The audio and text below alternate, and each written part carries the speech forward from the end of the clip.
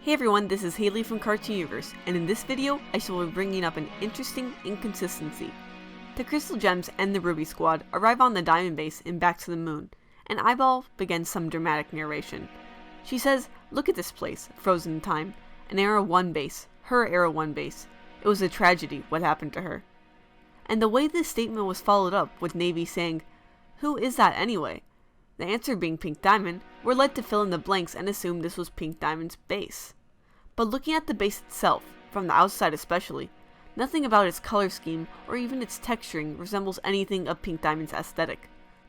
This leads to an interesting question of who built the Diamond Base on the moon, why it was chosen for that location, and what purpose it served, all of which we'll be covering in this video. So let's begin. When we observe how certain places or objects are associated with characters in Steven Universe, color is a big factor. For instance, we know Rose, Lion, and the Elfin Kindergarten are domains of Pink Diamond because of their dominance of pinks. The Kindergarten Control Room, the Handship, and even Peridot are all bright green, which would relate to Yellow Diamond and hint at a collaboration with Blue Diamond. There is a scene in It Could Have Been Great in which the camera zooms out and gives us an outsider's view of the moon base. The base is predominantly in colors of whites, almost matching the colors of the moon's surface. And this would hint at the only other diamond we have yet to see in the show, White Diamond. What's even more intriguing is that White Diamond is never mentioned by name in Steven Universe. We know of her existence primarily because of the mural in the moon base and her presence in both reincarnations of the Great Diamond Authority logos. In them, there is a white shape who takes its position at the top of the logos. This would harken back to White Diamond's gem placement, which is on her forehead. But something else worth noting is the aesthetic that each of the diamonds have in the mural, which emphasizes the possibility that the moon base was white diamonds. When we look at the diamonds side by side in the mural, each diamond is shown with the number of colonies and satellites under them. There is actually more information than that. For instance, looking at Pink Diamond, the other apparent objects in her mural is the cluster of quartz stones at her feet, which are very similar to the ones we see in Lion's pocket dimension. One other thing is that the quartz clusters are coming from the ground, growing upwards. Earth was Pink Diamond's first colony. There might have been a reason for the military leader of Homeworld to hold a planet of her own at first. Eyeball says that Earth's soil is very conducive to growing quartzes. That means planets could be assigned by the kind of gems that could grow on them. Additionally, it could be that previously there wasn't much of a need to expand Homeworld's military. Given the way gems exhaust the resources of a host planet in the growing process, Pink might not have had a very high priority when it came to allotting colonies. That would mean Pink is a little more inexperienced in dealing with colonies. She's growing upwards because she's still gaining experience and skills in terms of managing planets. On the other hand, White Diamond's additional details are emanating outwards and downwards from her figure. White has the most number of colonies. Also, white diamonds are the archetypal diamond. That is, the word diamond is also associated with a white diamond by default. That could hint at the dynamic between the diamonds. Even though they were the four rulers of the Gem Empire, when it came to questions and concerns, white may have been their first option. We can find the same sort of parallels in the other diamonds. For instance, Yellow Diamond's upper torso appears to be rising from the clouds, like a sun poking through. The sun imagery is also seen in the Yellow Diamond of the series Steven mural. In her hands are not only planets, but also two stars with their own satellites. Yellow is known as the rational diamond. That's how Peridot describes what made her special. She would always be objective and practical. She always listened to reason, and she seemed to espouse that as a leader. That she was likely charged of research and technology could be akin to enlightening or shining a light on things that were previously unknown. Her complement could have been Blue Diamond, which is why they have the same number of planet colonies. Blue's territory is the lunar sea spire, which is where Bismuth says is for thinkers to think in. And that would have given the impression that it housed philosophers and other practitioners of the discipline we've come to label as the humanities. They would complement and balance the sheer rationality that Yellow's faction cultivated. If a new technology were developed, should it be used and why? These are the questions that might have been asked. This is also possibly why Blue Diamond was sent on the diplomatic mission in the answer, even though the rebels were from Pink Diamond's colony, and why Rebecca Sugar associates blue gems with diplomats. So it reinforces why the diamonds occupy certain positions on the mural.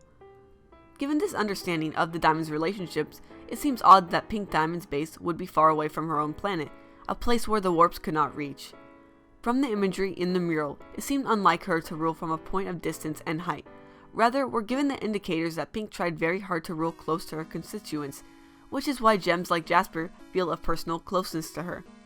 It contrasts sharply with the awe that Peridot felt for Yellow Diamond. The latter feels a lot like someone talking about a celebrity. The former sounded like how Jasper knew her diamond personally. If we combine that knowledge with the color scheme and the patterns on the base, even the inside of the base is white rather than pink. The base looks more like something of White Diamond's. It would then be a question of why White Diamond's territory was so close to Earth. One more thing to note from the Diamond's mural is how White Diamond holds a planet in her hands. All the diamonds are doing the same, but this planet is heavily featured because of its massive size relative to other representations of planets. This planet is likely Homeworld itself. I wouldn't assert that White Diamond held agency over all the other diamonds, and that was why Homeworld was designated as hers. Rather, it's possible that as the Empire was expanding and more colonies were being assimilated, Homeworld had to be entrusted to one diamond to be treated as any other colony, albeit a special one. After all, after the society was already established, there would be little need for the roles of the other 3 diamonds.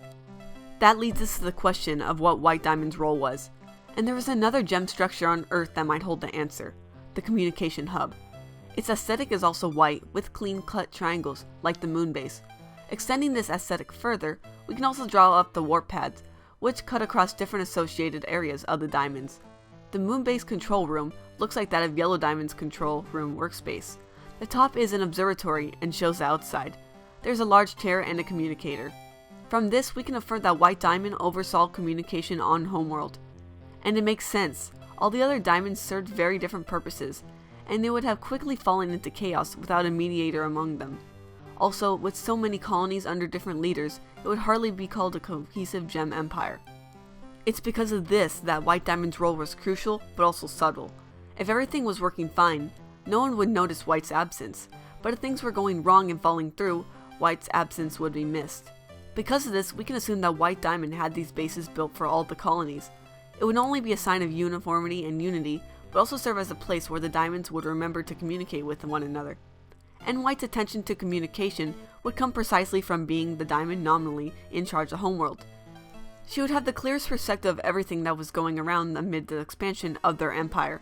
In her gaze and care would be the planet that started it all, a reminder of what they were doing all this for. It's worth asking what happened to a gem whose influence tied all the colonies together and back to Homeworld. It's also worth asking why we haven't seen or heard about White Diamond from any of the characters at all yet, but we've just about seen and heard from all the others. The answer to both of these questions may be one and the same. White Diamond has corrupted. There are 2 main pillars to the foundation of this theory. The first is that corrupted gems are never referred to by their real gem names. Even Centipedal is only called that.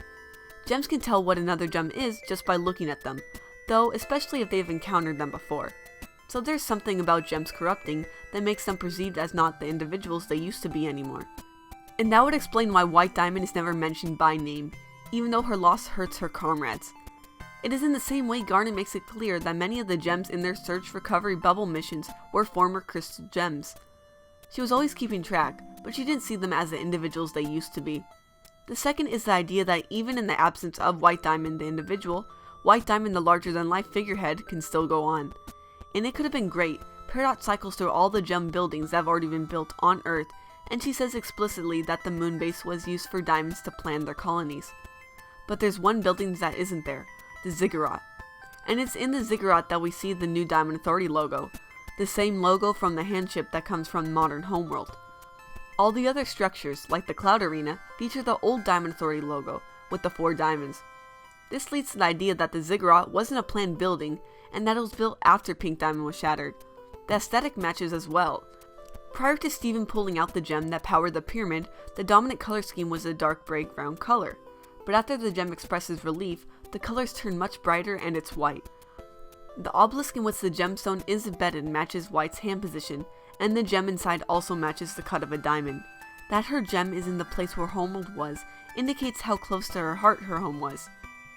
The fact that it was already wartime but Homeworld chose to devote time and resources on building an extravagant and complicated structure indicates the gem entombed inside was no ordinary gem. That the gem was powerful enough to work on the machinations of the entire Ziggurat, even allowing things to levitate, also speaks of its power. Speaking of levitating things, looking again at the obelisk, the floating pyramids surrounded in 2 circles. and this is the imagery of the moon base mural. White Diamond's colonies were arranged as a circle around her, and the gem of this structure was confirmed by the Crooniverse to be corrupted. This opens up the theory of how White Diamond may have been instrumental in the light bomb or diamond bomb. Looking at the diamond light bomb, the light we see in Same Old World is ringed with yellow, blue, and white. It is possible that it was a weapon similar to the laser light cannon, and like the laser light cannon, the latter was able to project an image of Rose, even though Rose had long passed by then. The light emanated was also in Rose's color, but we know Rose herself didn't fire it, and it was activated by a key phrase too. In that regard, I believe that a diamond weapon could be activated even without all the diamonds present. The only 3 colors are clearly seen only adds to the idea that it was emulating the new logo. What is at the very center of the light bomb is a bright white light, and in another rendition of the light bomb, the one Centipedal draws in Monster Reunion, the image fades to specifically white. White's role can be better identified by returning to the ziggurat. Given the way the ziggurat is presented at first, an upside down pyramid, and then later flipped over, we can identify White's location in the structure. The end of the episode shows that White was underneath everyone's feet, because Garnet breaks the floor so Steven can get to her. That means in its original form, White Diamond was at the top of the pyramid, in a way controlling it. We're talking about a gem whose specialty was communicating over long and impossible distances. The communications hub would disrupt signals of television sets from miles away. Warps can travel insurmountable distances, as in the underwater structure where the hourglass is. If the light bomb did function like a song, the way Steven hypothesized in Monster Reunion, the gem who was best at transmission would have taken up the responsibility. This leads to the second idea, that the loss of White Diamond was treated very differently from the loss of Pink Diamond. Pink is mourned years later because she was taken from what was the equivalent of her Diamond Squad. While the other diamonds are grieving over the loss of White Diamond, there is not only an unspoken rule that the corrupted gems aren't mentioned by name, but also a sense of respect that prevents the other diamonds from being sorry she was gone. White Diamond chose to do what she did to end the war. Pearl talks about the Strawberry Fields being the location of Homeworld's last stand. It's highly likely that this is why there was a location for the light bomb to be deployed, because that's where the most crystal gems would be celebrating or even just regrouping. From everything we've learned about White Diamond's character, she seemed the most opposed to more fighting and more chaos. Like the other diamonds, she saw the losses her people were suffering and wanted to do something about it. And she knew she had the position and capability to do it. There's a chance she didn't tell the others, and there's a chance that she did. But the point is, after her decision was made, an order was released to evacuate all the Homeworld soldiers left on Earth. Then White Diamond deployed herself and used the ziggurat as her base of operations. Her act of heroism is probably what allows her to remain on the logo, even though her name can't be mentioned. For some reason, Pink was taken out of the logo, and most mentions in history, such that Leggy wouldn't know about her, and Doc, the head of the mission, wasn't aware of the moon base. Though it's a topic for another video, it does emphasize the subtle influence White Diamond has had in the series so far.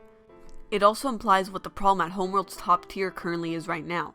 There is a sore lack of communication going on, and the lack of information going down to the common gems is showing. There's a clear absence of a mediator, where one used to be, and that could have been White Diamond. So that was quite the lengthy theory. For those that made it this far, tell me what you thought about this one. The writer for this amazing theory video was Poet of the Piano. As always, check out their Tumblr page, which I will link to in the description. We also have some new Patreon supporters this time. They are Koyuki Kuroi, Ali, Brietta Jiskil, and Ren Bael. To get a shoutout like this or one of our other rewards, check out our Patreon page and become a patron of our channel. Thanks for watching!